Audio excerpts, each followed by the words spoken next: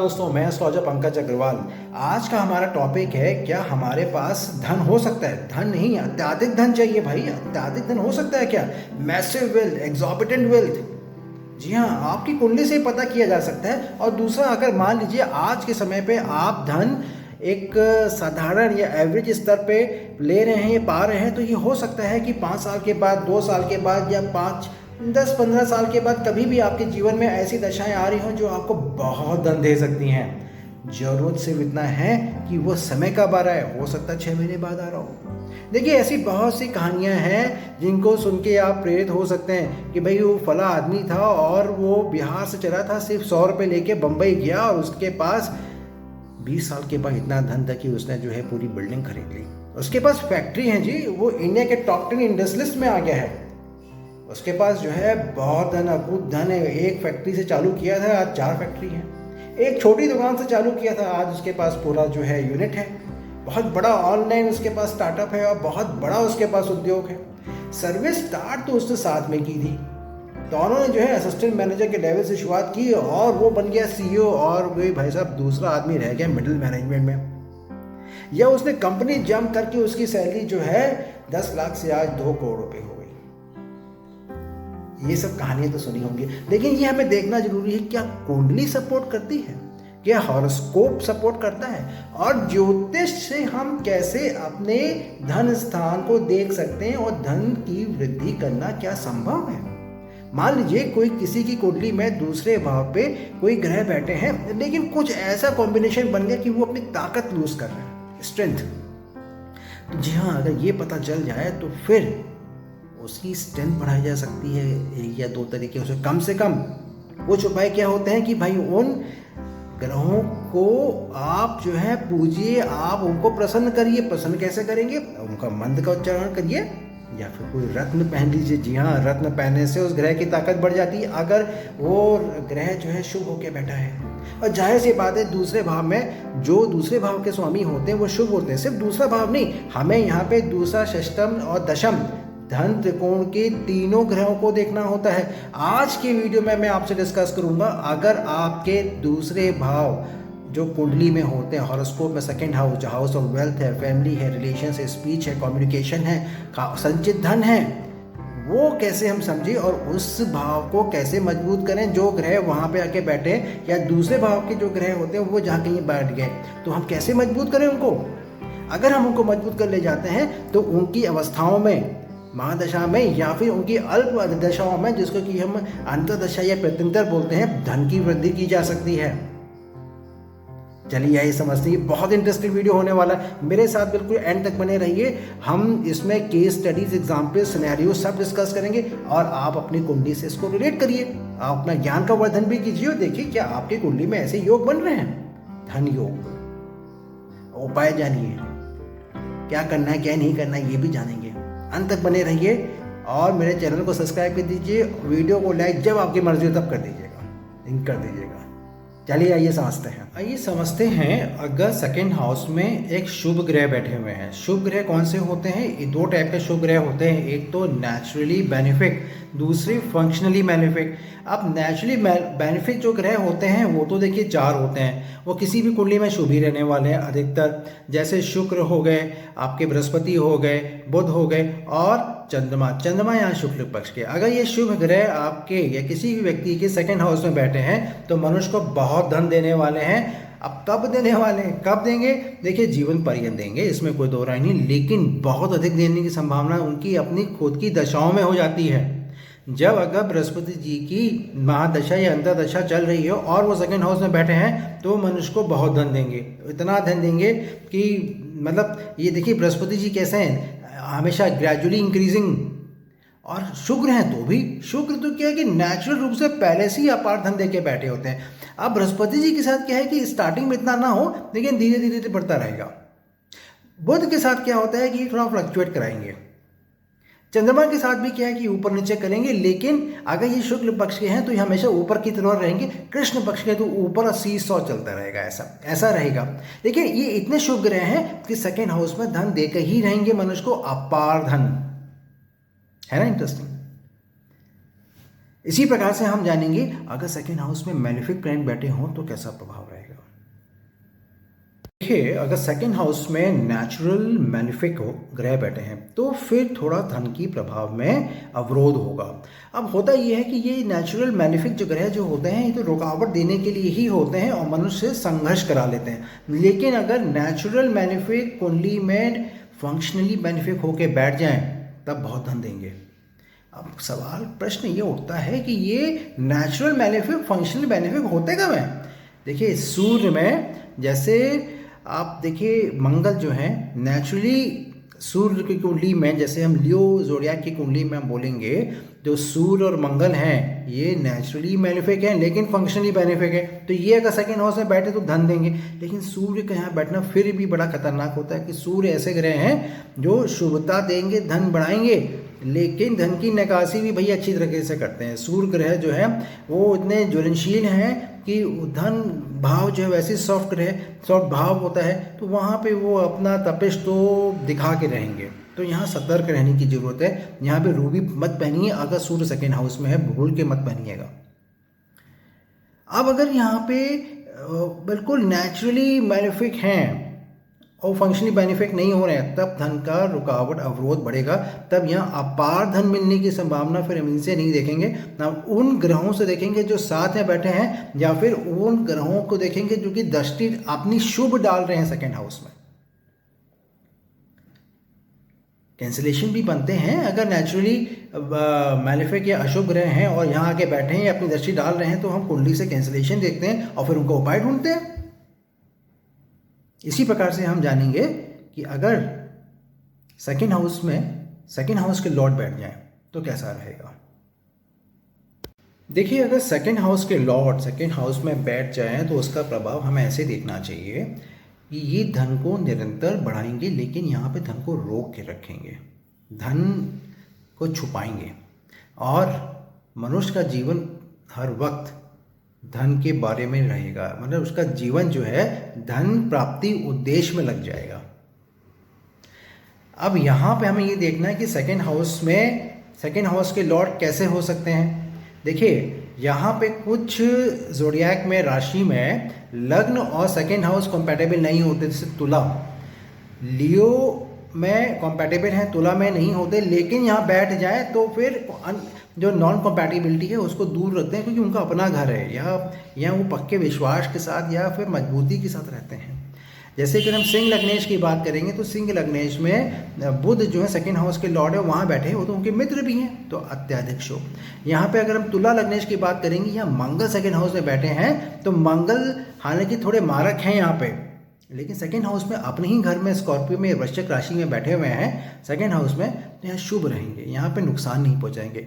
Seventh house के Lord होके वो सेकेंड हाउस में बैठे हुए हैं। ये हम केंद्रीय भावों की जब डिस्कशन करेंगे तब समझेंगे, क्योंकि सेवन्थ हाउस के लॉर्ड भी अगर सेकेंड हाउस में आ जाए तो अत्याधिक शुभ होने की संभावना है, क्योंकि यहाँ व्यापार से, पति से, स्पाउस से धन मिलने की संभावना बढ़ जाती है।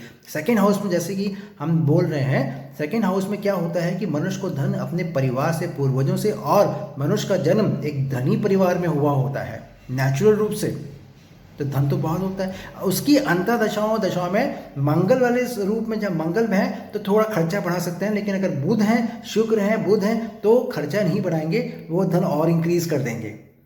लगन से और लग्नेश से इसकी स्थिति जरूर देख लेनी चाहिए। इसी प्रकार से हम समझेंगे अगर 11वें भाव के स्वामी दूसरे भाव में बैठे हैं तो फिर अपार धन की संभावना कैसे बनेगी। देखिए, अगर 11वें भाव के स्वामी सेकेंड हाउस में या दूसरे भाव में आए तो ये बहुत अच्छा है। मनुष्य इच्छा रखेगा धन कमाने की और धन जोड़ने की भी। तो इससे होगा क्या कि मनुष्य जब भी कार्य कर रहा है, मेहनत कर रहा है तो लाके धन को जोड़ ले रहा है। तो ये तो सेकेंड भाव की कैरेक्टरिस्टिक है ही है। अब यहाँ 11वें भाव से सेकेंड हाउस में आ रहा है, मतलब मनुष्य की इच्छा ही यही है कि धन जोड़ें। इच्छा, 11th हाउस इच्छा। अब यहाँ धन उसको कहाँ से मिल रहा है? धन उसको मिल रहा है अपनी इच्छाओं से, अपने कर्म से। और 10th हाउस और 11th हाउस में जब रिलेशन है, देखिए 11th हाउस जो है वो 10th हाउस का गेन हाउस है। तो यहाँ से मनुष्य को लाभ होकर सेकेंड हाउस में आना ही आना है अगर ये कॉम्बिनेशन, ये अगर सिचुएशन बन रही है 11th हाउस के लॉर्ड सेकेंड हाउस में। बस खाली इतना देखना है कि 11th हाउस के लॉर्ड अगर सूर्य हो गए, मंगल हो गए, तब धन का खर्च कराएंगे। सूर्य बहुत कराएंगे, मंगल कराएंगे, लेकिन घर में कुछ बरकत भी करेंगे, मंगल है। शनि है तो धन को जकड़ लेंगे, रोक लेंगे, बिल्कुल कंजूसी कर देंगे। शुक्र है, बृहस्पति हैं तो धन को धीरे धीरे बढ़ाएंगे बृहस्पति जी, और शुक्र तो एकदम से लेके आएंगे। राहु है तो अगर 11th हाउस के लॉर्ड 2nd हाउस में है तो मनुष्य की युक्ति काम करेगी कि भाई कैसे हम धन जोड़ें। वो कमाएगा 100, लेकिन उसकी अपनी युक्ति से बाकी चीज़ों से भी पैसा आना शुरू हो जाएगा। 11th हाउस में उसके घर में जुड़ना शुरू हो जाएगा। राहु मतलब आप समझिए जैसे वो एफिलिएट मार्केटिंग हो गया, मल्टी लेवल मार्केटिंग हो गया, इस तक पर दिमाग लगाएंगे भैया कमाएंगे एक व्यक्ति अकेला, लेकिन 100 लोग उसका प्रयोजन में लाभ देंगे, साथ देंगे, और उसको कई चैनल से पैसा मिलना शुरू हो जाएगा। राहु अगर 2nd हाउस में बैठे हैं, 11th हाउस उसके मित्र हैं, तो केतु है तब थोड़ा रिवर्स होगा। केतु अचानक से यहाँ पर धन देंगे और अचानक से धन निकाल देने की क्षमता भी रखते हैं, लेकिन अपार धन देखिए राहु बहुत दे सकते हैं, केतु भी दे सकते हैं। केतु यहाँ पर बस शुभ होके बैठे हैं, जैसे धनु में या फिर मीन में। राहु धन देंगे बिल्कुल एक्स्ट्रा ऑर्डनरी सोच से धन देंगे। जब उनकी दशा चलेगी तो बहुत धन देने की संभावना है उनकी, बस अशुभ ज़ोडिएक में ना बैठे हों तो धन निकालेंगे। हम अपार धन मिलने की बात कर रहे हैं। ऐसे केस में जो राहु अगर शुभ होकर बैठे हैं तो राहु से संबंधित सॉल्यूशंस करने चाहिए। बृहस्पति जी बैठे हैं तो फिर बृहस्पति जी से संबंधित सॉल्यूशंस करने चाहिए। क्या होंगे सॉल्यूशन हम आगे जानेंगे, लेकिन 2nd हाउस में अगर शुभ ग्रह है और 11th हाउस के लॉर्ड होकर यहाँ बैठे हैं, बहुत बढ़िया है। मतलब जीवन पर्यंत मनुष्य को उसकी इच्छाओं स्वरूप, तो उसको इच्छा हुई कि हमको और धन कमाना है, मेहनत करेगा तो मिल जाएंगे, लेकिन मेहनत करेगा तो मिलेंगे, लेकिन मिलेंगे जरूर, क्योंकि वहाँ बैठे ही तो मनुष्य मेहनत करा ही देंगे। हम समझेंगे इसी प्रकार से 2nd हाउस में अगर केंद्रीय भाव के स्वामी यहाँ बैठे हैं तो धन का क्या स्थिति रहेगी। अपार धन की बात कर रहे हैं हम, यहाँ पे साधारण स्थिति की बात नहीं कर रहे। देखिए अगर केंद्रीय भाव के ग्रह 2nd हाउस में बैठे हैं तो मनुष्य की धन की अपार स्थिति कब होगी। इनमें देखिए 4 केंद्रीय भाव हैं, 1, 4, 7, 10। इसमें से अगर हम देखेंगे ना, एक तो लक्ष्मी भाव के ही ग्रह हैं, मतलब भाव हैं, घर हैं, 1st हाउस। अब यहाँ 4 और 7 ये अलग हैं। यहाँ पे 10th हाउस ये जो है लक्ष्मी केंद्र या फिर धन ट्राइन के भी एक भाव हैं, तो 1 और 10 विशेष स्थान रखते हैं। अगर 1 और 10 के जो लॉर्ड हैं वो 2nd हाउस आ गए तो फिर मनुष्य को कोई चिंता करने की जरूरत नहीं है, क्योंकि यहाँ पे धन जो है मनुष्य 1 वाले अगर 4th में आते हैं तो मनुष्य तो धन कमाने में लग जाता है। जीवन जैसे वो जन्म हुआ, मतलब उसका जन्म ही हुआ है कि सिर्फ धन के बारे में सोचो, धन धन धन धन धन मिलता भी है, क्योंकि 1st हाउस के लॉर्ड 2nd हाउस में है। 10th हाउस के लॉर्ड हैं तो मनुष्य की जब 10th हाउस की दशा चलेगी तब वो धन अचानक से उसमें वृद्धि हो जाएगी। उसके पहले हो सकता है स्ट्रगल कर रहा हो, लेकिन 10th हाउस के लॉर्ड जैसे ही उसकी दशा चालू हो गई, महादशा खास तौर से, और अंतर्दशा में उसको ऐसे ऐसे इन्वायरमेंट मिल जाएगा कि वो जिस प्रकार की अंतर्दशा है और जितनी अवधि की है उसमें वो धन बहुत अच्छा कमा लेगा, और उसका लेवल का, उसका जो स्टैंडर्ड है, उसका जो लेवल है वो एलिवेट हो जाएगा। 7th हाउस के लॉर्ड 2nd हाउस में बैठे हैं तो मनुष्य अगर बिजनेस कर रहा है, शादी होने के बाद और बिजनेस कर रहा है तो बहुत धन आएगा। शादी के पहले कम रहेगा, शादी के बाद बहुत होगा। व्यापार कर रहा है तो व्यापार चालू करने के बाद धन आना शुरू हो जाएगा। यहाँ कैंसिलेशन कभी कभी होता है अगर 2nd हाउस में थोड़े मारक या फिर थोड़े से अशुभ ग्रह बैठे, लेकिन अगर 2nd हाउस के लॉर्ड ही 2nd में बैठ जाए, जैसे तुला के केस में, तो बहुत लाभ होगा, बहुत ज़्यादा लाभ होगा इस केस में। 4th हाउस के लॉर्ड अगर 2nd हाउस में बैठे तो जातक को माँ से लाभ होगा, माँ की साइड से लाभ होगा, मतलब नारी से, माँ से, या फिर मातुल्य लोगों से बहुत लाभ होगा। और ऐसे केस में मनुष्य के पास अचल संपत्ति तमाम होगी, अचल ही अचल संपत्ति, मतलब मकान, जमीन, जायदाद, खेत बहुत होंगे। 10th हाउस के केस में मनुष्य के पास अचल संपत्ति कम, चल संपत्ति बहुत होगी, जैसे सोना हो गया, बैंक में पैसा हो गया, गाड़ियाँ बहुत होंगी, प्लॉट एक ही होगा। क्या करना है, पैसा तो है, सोना तो है। 7th हाउस में क्या है कि मनुष्य एक्टिव जब तक बिजनेस में रहेगा तो बहुत पैसा आता रहेगा। उसके बाद तो 2nd हाउस के लॉर्ड 2nd में बैठे हैं तो बिल्कुल जैसे धन्ना सेठ। 1st हाउस में क्या है कि मनुष्य बहुत मेहनत करेगा और कंजूस हो जाएगा, हमेशा धन, बातचीत में भी धन धन धन, पता नहीं कितनी अच्छी स्थिति है, लेकिन धन भाई बहुत रहेगा। तो ये हमने जाना कि मनुष्य की जो स्थितियां हैं धन को लेकर वो कैसी रहेंगी केंद्रीय भाव को लेकर। हम एक रोचक स्थिति को समझेंगे। षष्टम और अष्टम। चलिए समझते हैं। देखिए, अगर लक्ष्मी भाव कौन से होते हैं? 1, 5, 9। 1, 5, 9 हर कुंडली में बहुत अच्छे होते हैं। यहाँ के जो स्वामी होते हैं, लॉर्ड्स होते हैं, प्लैनेट्स होते हैं, ये मनुष्य का भला करने के लिए ही होते हैं। आप किसी भी कुंडली में उठा के देखिए, वो शनि की कुंडली से गवन कुंडली हो, या मंगल से गवन कुंडली हो, या शुक्र से हो, बृहस्पति से, कुछ भी हो, 1, 5, 9 के जो प्लैनेट्स होते हैं उस लग्न के लिए अत्यधिक शुभ हैं। यहाँ के अगर प्लैनेट सेकेंड हाउस में बैठ गए तो मनुष्य को स्वतः ही धन देने वाले हैं। मतलब यहाँ क्या होगा, जैसे हम मेष लग्न की बात करें तो पंचम जो है वो किसके पास है? यहाँ सूर्य के पास है। नवम किसके पास है? बृहस्पति जी के पास है। ये अगर कोई एक या दोनों आ जाए तो फिर तो मनुष्य के भाग प्रबल हैं। एक भी आके बैठ जाए तो मनुष्य को, अगर 9th हाउस के लॉर्ड सेकेंड हाउस में है तो भाग्य से धन मिलेगा। पंचम के लॉर्ड अगर सेकेंड हाउस है तो मनुष्य की अपनी जो उसकी सोच है, जो उसकी इंटेलिजेंस है, जो उसके पुत्र संतान है, पुत्री है, या फिर उसका जो उसकी संतान है, मतलब उसका जो क्रिएटिविटी है, ये व्यक्ति आम नहीं है, इसको धन मिलेगा। इसको संतान होने के बाद बहुत धन मिलेगा। भाग्य में अगर 9th हाउस के लॉर्ड सेकेंड हाउस में तो हमेशा मिलता रहेगा। भाग्य ही दे रहा है, कुछ करने की जरूरत नहीं। अपार धन देखिए मिलने की संभावना तब बढ़ जाती है और जब इनके दशाएं चलती हैं। अब अगर दशाएं नहीं हैं, दशाएं दूर हैं, अंतर्दशा मनुष्य को मिल रही हैं, तब इनसे संबंधित उपाय कर लेने चाहिए। जैसे मनुष्य को कुछ रत्न वगैरह धारण करना चाहिए, मंत्र को उपचार करना चाहिए, हम आगे समझेंगे। बने रहिए मेरे साथ। षष्टम और अष्टम, ये देखिए ट्रिक हाउसेस होते हैं, ये हरि भाव होते हैं, ये बड़े खतरनाक भाव होते हैं जी। लेकिन एक बात आपको बताएं, 6th और 8th हाउस के अगर स्वामी शुभ हैं और सेकेंड हाउस में बैठे हों तो मनुष्य को अनएक्सपेक्टेड धन देते हैं, समझते हैं। 6th हाउस के लॉर्ड अगर सेकंड में बैठे हैं तो मनुष्य को रोग से धन देंगे, रोग संबंधित वस्तुओं से धन देंगे। जैसे मनुष्य मेडिसिन से, डॉक्टरी से, मनुष्य जो है यहाँ बहुत प्रबल संभावना है कि उसका अपना नर्सिंग होम हो या दवाई की दुकान हो, या फिर वो डॉक्टर हो, या फिर उसका कोई ऐसा काम हो जिससे कि वो मतलब लेन देन, पैसे का लेन देन उधार, और शुभ होके बैठने चाहिए यहाँ पे। अगर शुभ होके बैठे हैं तो मनुष्य का धन जो है वो अच्छी चीज़ों से आएगा। मतलब आप समझिए यहाँ पे जैसे बृहस्पति जी हैं, शुक्र हैं, बुध हैं, ये अगर सेकेंड हाउस में बैठे हैं तो वो ऐसे आएगा। जैसे अगर बुध हैं तो बैंकिंग फाइनेंस हो गया। 8th है यहाँ पे अगर शुक्र हैं तो फिर उसको धन मिलेगा सोना चांदी, एंटरटेनमेंट, म्यूजिक इंडस्ट्री से। ये बृहस्पति जी यहाँ पे आकर बैठे हैं तो मनुष्य जो है टीचिंग से, कोचिंग से, एडवाइजरी से, बहुत कंसल्टिंग से बहुत पैसा कमाएगा। यहाँ अगर मंगल और शनि बैठे हैं तो मंगल अगर बैठे हैं तो फिर वो देखिए संभावना बढ़ जाती है कि वो ऐसी चीज़ों से लाए पैसा जो थोड़े से मारक चीज़ें हों, मतलब थोड़ा सा कठोर चीज़ें हों। ऐसे सर्जरी हो सकता है, मेडिसिन हो सकता है, हॉस्पिटल हो सकता है, और मतलब आप समझिए रेस्टोरेंट बिजनेस जिसमें अग्नि तत्व है वहाँ से हो सकता है। शनि है तो अगर शुभ होकर सेकेंड हाउस में बैठे हैं, लगन के स्वामी और शनि मित्र हैं, तो लोहे और लोहे संबंधित कार्य से, फैक्ट्री से, उद्योग से धन आएगा।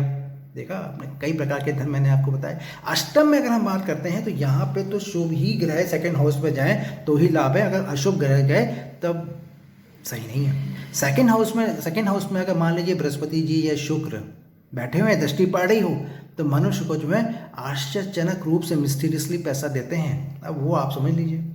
बाकी यहाँ पे मनुष्य को बिल्कुल अचानक से धन देने की संभावना होती है। कल कुछ नहीं था, आज सब कुछ है। सोच नहीं रहे थे, अचानक से आगे कहाँ से आया इतना धन, पड़ोसी भी सोचेगा। यही अष्टम की दूसरे भाव में दृष्टि है, उनके ग्रह वहाँ चले जाए तो है। कोई इसका लॉजिक नहीं बन सकता कि क्यों आया। मकान खरीदा, मकान के नीचे जो है 2 घड़े सोना दबा हुआ था। फैक्ट्री खरीदी, फैक्ट्री में बहुत सी जगह आपने देखा होगा फैक्ट्री में से कम, लेकिन फैक्ट्री के आसपास जो ज़मीन है वो कंस्ट्रक्शन में आ गई, गवर्नमेंट की स्कीम में आ गई तो करोड़ों रुपए मिल गए। ये होता है अष्टम का प्रभाव, अत्यधिक धन देने का, है ना। इंटरेस्टिंग। हमने अभी तक समझा धन सेकेंड हाउस में अत्यधिक कैसे मनुष्य देखना चाहिए। अब हम कुछ और समझेंगे। देखिए, अब ऐसा तो नहीं है कि हर कुंडली में सेकेंड हाउस में ये 1, 5, 9, 1, 4, 7, 10 या 6 और 8 के ही ग्रह बैठे हों, या इनमें से एक बैठा या कॉम्बिनेशन में बैठे हों। देखिए कि कॉम्बिनेशन में बैठे हैं तो वही धन की वृद्धि मल्टीफोल्ड हो जाएगी जिस हिसाब से कुंडली में जिस सेकेंड हाउस में ग्रह बैठे हैं। लेकिन अगर सेकंड हाउस में ये ऐसी कोई कॉम्बिनेशन या ऐसा कोई सिचुएशन ना हो रही हो, तो क्या अगर धन नहीं आएगा मनुष्य के पास? आएगा। वेल्थ योग का कैंसिलेशन नहीं होता। सेकंड हाउस के लॉर्ड कहीं तो बैठे होंगे, इन भावों के स्वामी कहीं ना बैठे होंगे। सेकंड हाउस पे कोई शुभ दृष्टि तो पड़ी रही होगी, कोई ना कोई ऐसा कॉम्बिनेशन तो परम्यूटेशन कॉम्बिनेशन बन ही रहा होगा कि मनुष्य को धन मिलने की संभावना हो सकता है सेकंड हाउस के लॉर्ड जो है 6th में आ जाए, सेकंड हाउस के लॉर्ड 8th में आ जाए, सेकंड के लॉर्ड 11th में चले जाए, 12वें में चले जाए, और 6 और 10th में कोई ऐसे प्लैनेट्स बैठे हों जो धन दे रहे हों, मनुष्य उनको तो देखे। जैसे 6 में बुध बैठ गए, दशम में मंगल बैठ गए, दशम में सूर्य बैठ गए, शुक्र बैठ गए, बृहस्पति बैठ गए, धन देंगे। लगन से उनका संबंध देख लेना चाहिए, उनकी दशाएं देख लेनी चाहिए। एग्जाम्पल लेते हैं, फॉर एग्जाम्पल ऋषभ लग्न है, ऋषभ लग्न में बृहस्पति जी शुक्र जो हैं वो आपके लग्न के स्वामी होते हैं, Shukra not Brihaspati ji. Second house के लॉर्ड को है बुध है। अब बुध वहाँ से हट गए, बुध हट गए वहाँ से, अब बुध चले गए मान लीजिए 8th में चले गए, कहें ये तो बड़ा खतरनाक योग हो गया, दैन्य योग टाइप हो गया। सेकंड हाउस के लॉर्ड जो धन स्थान के स्वामी अष्टम में आ गए, अष्टम तो कुआं है। ध्यान दीजिए यहाँ पे सेकेंड हाउस के लॉर्ड 8th में, 8th जो है वो बुध के लिए अशुभ नहीं है। बुध वहाँ पे जितनी मिस्टीरियसनेस है रोक देंगे और फिर वो सेकेंड हाउस की तरफ देखेंगे, मतलब समझिए यहाँ से आके दृष्टि डालेंगे सेकेंड हाउस पे, तो फिर वो धन वहाँ से देंगे, है ना। इंटरेस्टिंग। लग्न से क्या रिलेशन है, क्योंकि यहाँ पे शुक्र ग्रह कहाँ बैठे हैं, अगर शुक्र ग्रह भी अष्टम में आ गए तो मनुष्य को ऐसा धन देंगे कि जिसमें सेकेंड हाउस में कोई एक अच्छे प्लैनेट बैठे हों और अष्टम में अगर शुक्र और बुध बैठे हों, सेकेंड हाउस को देख रहे हों, सेकेंड हाउस में और कोई ना हो, लेकिन इतना धन दे देंगे, 10 फैमिलीज मिला के धन देंगे।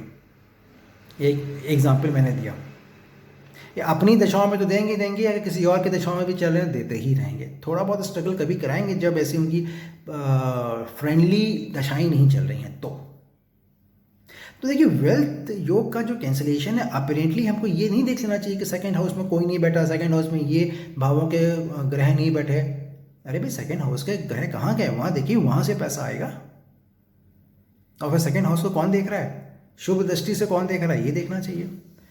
उन ग्रहों की शक्ति को बढ़ा लेना चाहिए। कैसे बढ़ाएंगे अब हम समझेंगे। चलिए समझते हैं कि कैसे हम अपने सेकंड हाउस की जो क्वालिटीज़ हैं, पॉजिटिव ट्रेट्स हैं, अपार धन चाहने के लिए क्या करें।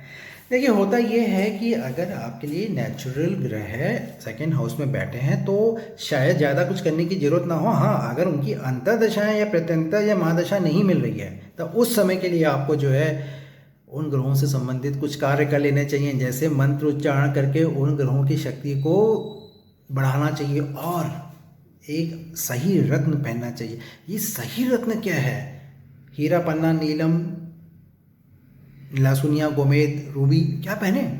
देखिए लग्न के जो ग्रह होते हैं ना, उनका रत्न तो मनुष्य को धारण करते रहना चाहिए। अगर लग्न कमजोर हो या फिर ताकत कभी कभी कम मिल रही हो, जैसे मान लेते हैं मनुष्य का जो जन्म है वो कर्क लग्न के हिसाब से है तो मोती तो पहनना ही चाहिए। अगर चंद्रमा कमजोर है या स्थिति उनकी थोड़ी गड़बड़ है, जरूरी नहीं कि आप पहने, लेकिन पहनना चाहिए, वो जीवन भर आपको साथ देगा। सेकेंड हाउस के लॉर्ड हो गए सूर्य, भैया रूबी मत पहनिएगा, रूबी आप पहनेंगे तो घर में झगड़े हो जाएंगे। यहाँ पे बृहस्पति जी से संबंधित रत्न आप पुखराज पहन लीजिए, बहुत धन देंगे। मैं आपको एक क्वेश्चन दे रहा हूँ, रूबी रत्न सेकेंड हाउस के केस में यहाँ नहीं पहनना चाहिए। रूबी रत्न बहुत सोच समझ के पहनना चाहिए, मैं किसी और सेशन में बताऊंगा। लेकिन कर्क लग्न के केस में आपको पुखराज पहनना चाहिए, रूबी नहीं पहनना चाहिए। चलिए किसी और लग्न के बारे में बात करते हैं। जैसे सपोज कीजिए कुंभ लग्न है, तो कुंभ लग्न में जो लग्न स्वामी होते हैं वो तो होते हैं शनि, और सेकेंड हाउस के लॉर्ड जो होते हैं वो बृहस्पति। बड़ा अजीब कॉम्बिनेशन है ये तो, अपोजिटरी। जी हाँ अपोजिटरी हैं, लेकिन शनि बृहस्पति के अपोजिट नहीं है, वो उनको भी अपना गुरु मानते हैं। हालांकि नेचुरल गुरु नहीं है, लेकिन उनके गुरु थोड़ा स्ट्रगल तो जरूर कराएंगे बृहस्पति कुंभ लग्न के केस में, बिल्कुल कराएंगे जी।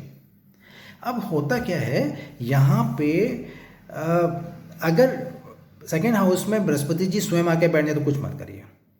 यहाँ पे वापस से आप जो है एक लग्न का जो रत्न है वो हो गया नीलम, वो पहनना चाहिए। यहाँ अगर शनि सेकंड हाउस में बैठ के तो अगर यहाँ पहन लेंगे तो वो वृद्धि में करना शुरू कर देंगे, बहुत वृद्धि देंगे। यहाँ पे देखना चाहिए भाग्य को कैसे हम बढ़ाएं। यहाँ अच्छा रहता है कि सेकंड हाउस के लोग वहाँ से थोड़ा हट जाएं। अगर मान लीजिए नक्षत्र जो हैं वो बृहस्पति जी के हैं तब तो कोई दिक्कत नहीं है। अगर बृहस्पति जी नक्षत्र के भी स्वामी हैं कुंभ लग्न के तो फिर बहुत अच्छा है। लेकिन अगर नक्षत्र के स्वामी नहीं है, सेकंड हाउस में बैठे हैं, जो कि थोड़े मारक भी हो जाएंगे, तो उनको छोड़ दीजिए। वैसे अब सेकंड हाउस में दृष्टि क्या शुक्र की या बुध की पड़ रही है, बुध और शुक्र बैठे हो तो फिर उनके रत्न का धारण कीजिए। सेकंड हाउस को कौन देख रहा है शुभ दृष्टि? क्या शनि स्वयं देख रहे हैं, शुक्र देख रहे हैं या बुध देख रहे हैं? यहाँ बृहस्पति जी न्यूट्रल देते हैं। यहाँ पे लग्न को मजबूत करना चाहिए। यहाँ पे एक और एग्जाम्पल लेते हैं, जैसे मेष लग्न ले लेते, तो मेष लग्न में क्या है कि यहाँ पे शुक्र आके बैठेंगे, तो यहाँ पे भी कुछ भैया देखिए सेकंड हाउस के लॉट थोड़े तो मारक रहते ही रहते हैं, ये आपको मानना चाहिए। लेकिन सेकंड हाउस को मजबूत करने के लिए करें क्या? रत्न को जो पहनी नहीं है तो करें क्या? उपाय करिए थोड़े से जाप के द्वारा। आप अपने लग्न का भाग्य का जो ग्रह हैं उनका मंत्र का उच्चारण करिए। यहाँ पे आप अपने भाग्य ग्रह जो प्लैनेट हैं उनके रत्न का आप धारण करिए। मेष लग्न में सेकंड हाउस के जो लॉर्ड हैं वो शुक्र है, वो नेचुरल रूप से शुभ हैं, वो धन देंगे, लेकिन उनको बढ़ाइए मत क्योंकि वो थोड़े मैलेफिक भी हो सकते हैं। आप यहाँ पे नाइन्थ हाउस के लॉर्ड का उपाय करिए। नाइन्थ हाउस के लॉर्ड कौन है? जुपिटर, बृहस्पति, तो उनके मंत्र का उच्चारण करिए, वो धन देंगे। पंचम कौन है? सूर्य, सूर्य का मंत्र का उच्चारण करिएगा, रत्न मत पहन लीजिएगा। बहुत कम केसेस में रूबी को धारण करना चाहिए, लेकिन पुखराज को आप फौरन धारण कर लीजिए। वो भाग है और भाग्य से धन बढ़ाना शुरू कर देंगे आपका, क्योंकि उनके पास जिम्मा है पूरी कुंडली का भाग्य। और सप्तम दृष्टि से वो आपके भाई बहन को देख रहे हैं, पंचम दृष्टि से लगन को देख रहे हैं, तो वो सेकंड हाउस पे हालांकि डायरेक्ट दृष्टि तो नहीं डाल रहे, लेकिन उनके पास जिम्मा है कि पूरी भाग आपको बदल सकते हैं। तो उनकी भाग्य की वृद्धि कराइए यहाँ पुखराज पहन के। मेष लग्न, तो देखिए क्वेश्चन रखना पड़ता है। तुला के केस में सेकंड हाउस के लॉर्ड मंगल तो वैसे तो मंगल करते हैं, लेकिन तुला के लिए मारक भी हैं, सेवंथ हाउस के लॉर्ड भी हैं, वो सेकंड हाउस में आके बैठ गए। तो ऐसे केस में क्या है कि मंगल अपने ही घर में बैठे हैं, ज़्यादा कुछ मत करिए, मंगल अपने हिसाब से धन देना शुरू कर देंगे। नक्षत्र के स्वामी की मंगल है तो मनुष्य तो बढ़िया, कोई दिक्कत ही नहीं है, धन देने ही देने वाले हैं, कोई चिंता की बात नहीं है। यहाँ तो स्पाउस, पति या पत्नी कोई भी, वो भी धन ला के देगा घर में। मंगल की आप शांति करिए, आप प्रार्थना करिए, को उनका गुस्सा ना हो, क्योंकि मंगल यहाँ पे थोड़े गुस्सैल भी होते हैं। यहाँ पे धन कौन बढ़ाएंगे? बुध, शनि। देखिए ऑल्टरनेट तरीके से यहाँ पे जो है रत्नों का धारण किया जाता है। सीधा सेकंड हाउस के लॉर्ड का रत्न धारण करने से बचना होता है, क्योंकि अर्धमारक होते हैं। था ना इंटरेस्टिंग? तो मित्रों, मैंने आपके साथ डिस्कशन किया कि हम अपनी कुंडली से अपार धन कैसे देखें, कब मिल सकता है, क्या करें क्या ना करें। मुझे उम्मीद है कि आपको ये सेशन पसंद आया होगा। आप कृपया मेरे वीडियो को लाइक कर दीजिए और चैनल को सब्सक्राइब कर दीजिए। इसी प्रकार की इंटरेस्टिंग टॉपिक के साथ मैं आपके सामने प्रस्तुत होता रहूँगा और अच्छा डिस्कशन करूँगा ज्योतिष से संबंधित चीज़ों को लेकर। नमस्कार, धन्यवाद।